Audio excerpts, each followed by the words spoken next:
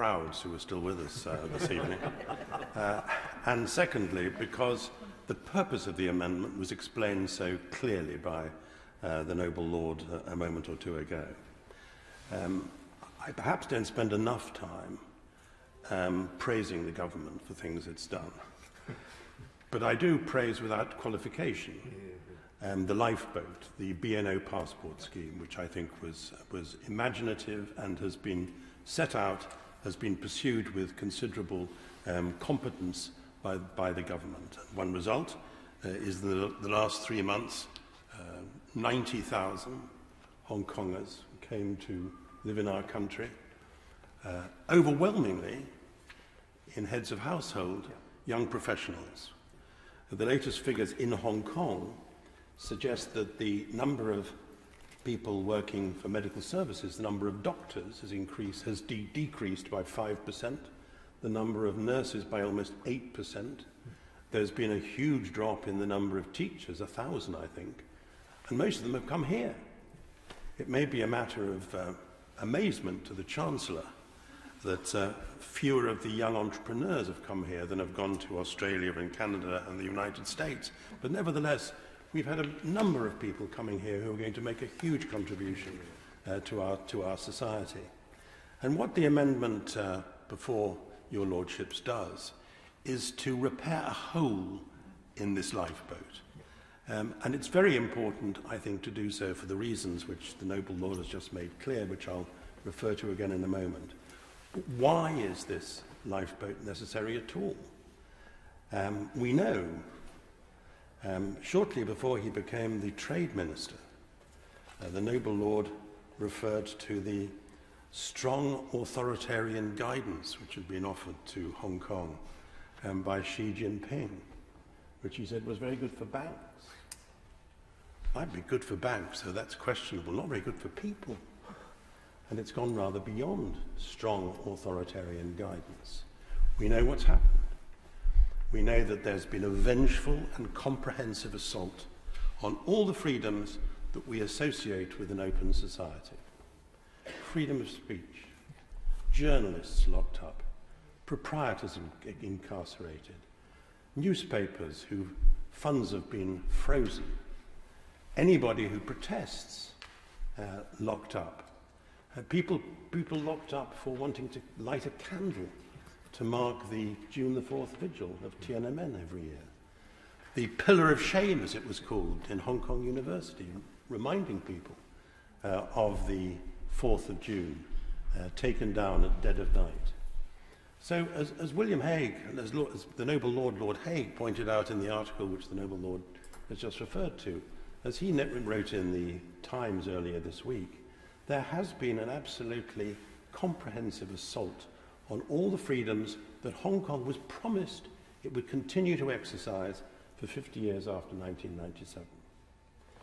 My main critic when I was the last colonial oppressor was a very distinguished diplomat, Percy Craddock, who used to say that he was happy to be quoted.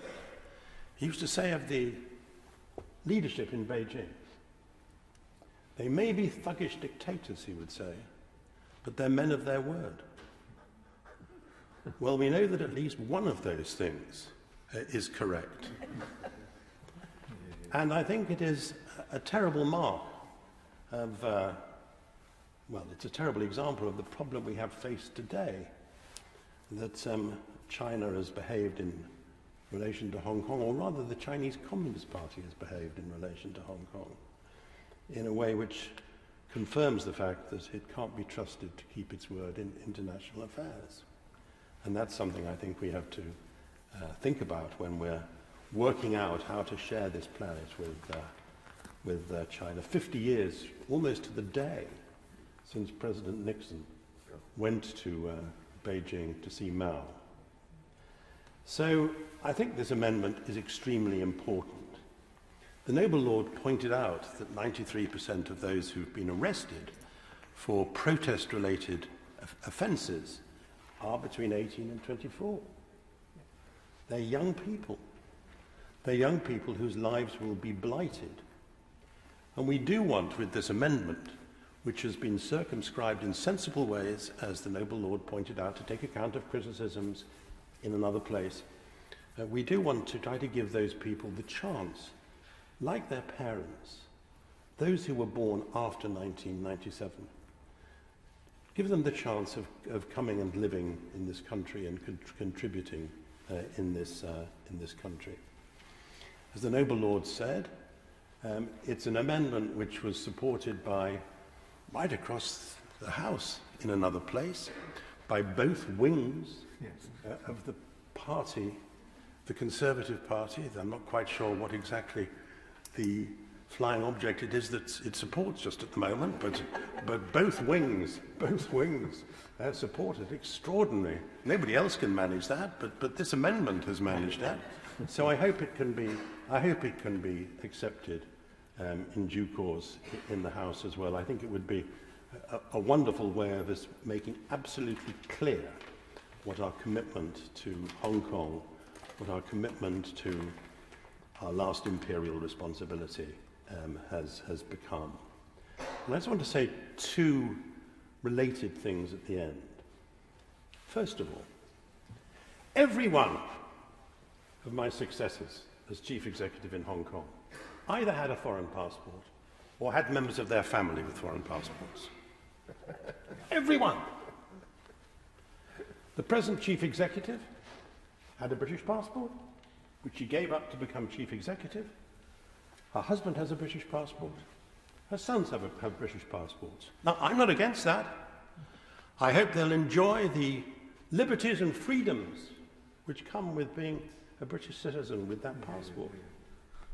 But what is, of course, a rather unhappy paradox is the people at the moment, the quislings, including members of the police force, doing the persecuting, have British passports, and the ones who are being persecuted, the ones who are being locked up, don't. And I think we should address that rather unhappy imbalance in due course. And the last thing I just want to say, somebody who many of you will have read and some of you will have known. I went to the memorial service today of a very fine American scholar of China, observer and Guardian journalist, Jonathan Mirsky. Somebody who wrote about China for years, somebody for whom I think a defining moment was being beaten up while he was trying to follow what was happening in Tiananmen Square in 1989, who was covered in the blood of a young man, a young student who was shot standing next to him. And a great thing about Mirsky, who could be extraordinarily tiresome, very, very awkward. But at the roots, at the heart of his journalism, was an understanding of the difference between what is right and what is wrong, what is wicked, what is evil. I think what we're seeing from President Putin at the moment is wrong, it's wicked. I think what we've seen in Xinjiang is wicked. I think what we've seen in Tibet is wicked. I think what is happening in Hong Kong, the destruction of a free city, one of the great free cities in the world, I think that's wrong, and we should say it's wrong. And whenever we have an opportunity of doing anything about it, we should take it. Yeah.